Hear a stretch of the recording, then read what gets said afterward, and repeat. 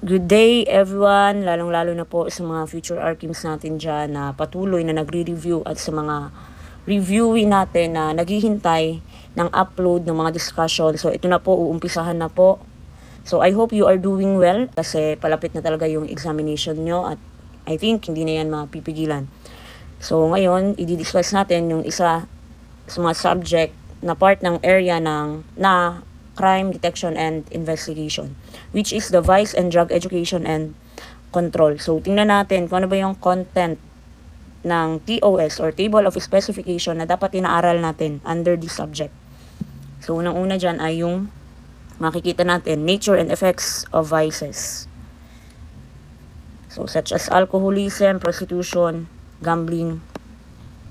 So then also, nakalagay dito kung ano ba yung mga commonly abused dangerous drug na dinefine ng RA 9165 such as opium, morphine, heroin, cocaine, shabu, marijuana, so on. So, examine the chain of custody requirement and various acts punishable under RA 9165.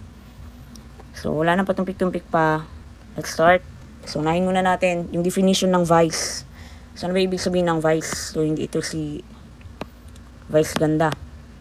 So, pag sinabi mong vice, yan ay, kung sa Tagalog pa ay, bisyo. Bisyo.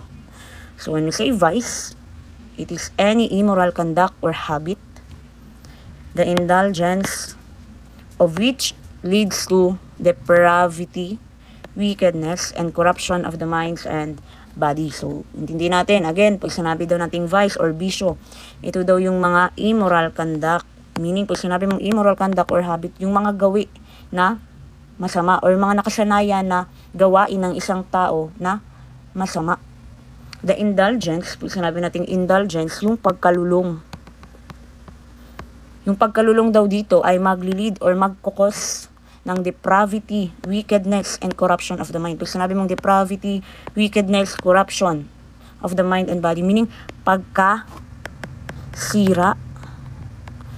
So, mga maling gawain or masama na gawi ng isang tao or ginagawa ng isang tao na kung saan ang pagkalulong ay maaaring makasira or makasama sa utak at katawan ng tao. That is vice or bisyo.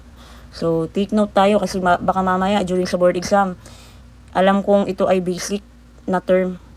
So, para maiwasan natin na mawala pa yung bonus question. Kasi sa board exam, every point matters. So, dapat alam natin yung definition. So, ano ba yung mga iba't ibang forms ng vices, commonly forms ng vices or bisyo na nakikita natin sa community natin. So, unang-una dyan ay drug addiction.